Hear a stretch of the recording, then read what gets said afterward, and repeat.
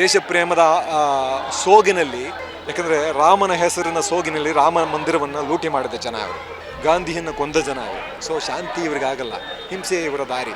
So ಅಹಿಂಸೆಯಿಂದ ಯಾರೇ ಏನೇ ಮಾಡೋಕ್ಕೆ ಟ್ರೈ ಮಾಡಿದ್ರು ಅದು ತುಂಬ ಪ್ರಬಲ ಅಲ್ಲ ಅಹಿಂಸೆ ಅನ್ನೋದು.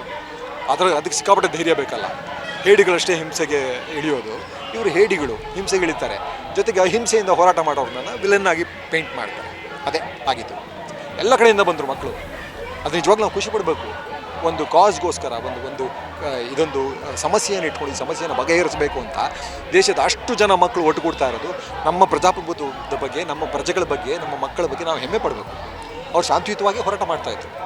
ಅಷ್ಟುದ್ದಕ್ಕೂ ಇಷ್ಟು ಹೊಡೆದ್ರೂ ಕೊನೆಗೆ ಚಪ್ಪಾಳೆ ತಟ್ಟಿ ಪೊಲೀಸರನ್ನ ಬಿಟ್ಟುಕೊಟ್ಟಿದ್ದಾರೆ. ತುಂಬ ಅದ್ಭುತವಾದ ಕೆಲಸ ಮಾಡಿದ್ದೀರಾ. ಮನೆಗೆ ಹೋಗಿ ನಿದ್ದೆ ಮಾಡೋಕ್ಕಾಗತ್ತಾ ನೋಡಿ ನಿಮಗೆ.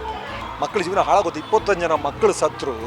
ಈ ಸರ್ಕಾರದಲ್ಲಿ, ನಾಚಿಕೆಗೆಟ್ಟ ಸರ್ಕಾರದಲ್ಲಿ ಕನಿಷ್ಠ ಮನುಷ್ಯತ್ವ, ಮಾನವತೆ, ಸ್ವಲ್ಪ ಸಂವೇದನಾಶೀಲತೆ ಇದ್ದಿದ್ದರೆ ಒಂದು ಮಾತಾಡಿರೋದು.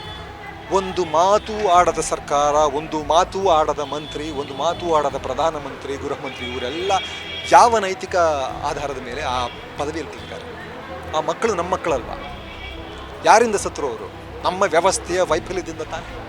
ನಮ್ಮ ವ್ಯವಸ್ಥೆಯ ವೈಫಲ್ಯದಿಂದ ಸತ್ತವರಿಗೆ ಜವಾಬ್ದಾರಿ ತಗೋಬೇಕು ಅಂತಿಲ್ವ? ಅಟ್ಲೀಸ್ಟ್ ಸಾಂತ್ವನದ 4 ಮಾತಾಡಬೇಕಾಗಿಲ್ಲ. ಒಂದು ಮಾತಿಲ್ಲ ಇದುವರೆಗೆ.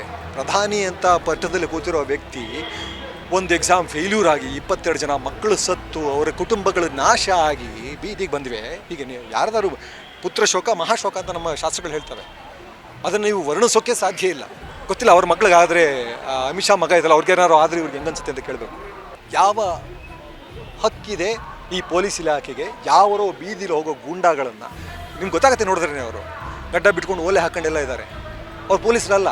ಪೊಲೀಸರು ಗಡ್ಡ ಬಿಡೋಂಗಿಲ್ಲ, ಓಲೆ ಹಾಕೋಂಗಿಲ್ಲ. ಕೆಲವು ಸಮುದಾಯಗಳಿಗಷ್ಟೇ. ಹೌದು, ನೇಮ್ ಪ್ಲೇಟ್ಗಳನ್ನ ತೆಗೆದುಬಿಟ್ಟು ಬಂದಿದ್ದಾರೆ. ಯಾಕೆ ಬರ್ತಾರೆ? ಅಕೌಂಟಬಿಲಿಟಿ ಇಲ್ದಿರೋ ಸರ್ಕಾರ ಅಲ್ವಾ ಇದು? ಹೆಸರು ಗೊತ್ತಾದರೆ ಅಕೌಂಟಬಿಲಿಟಿ ಬರುತ್ತಲ್ಲ. ಅದನ್ನು ಎಲ್ಲ ಕಡೆಗೂ ಅದು ಆ ರೋಗ, ಆ ವೈರಸ್ ಎಲ್ಲ ಕಡೆಗೂ ಹರಡ್ತಾ ಇದೆ. ಪೊಲೀಸ್ ಇಲಾಖೆಗೆ ಹರಡಿದೆ, ದಿಲ್ಲಿ ಪೊಲೀಸಿಗೆ ಹರಡಿದೆ.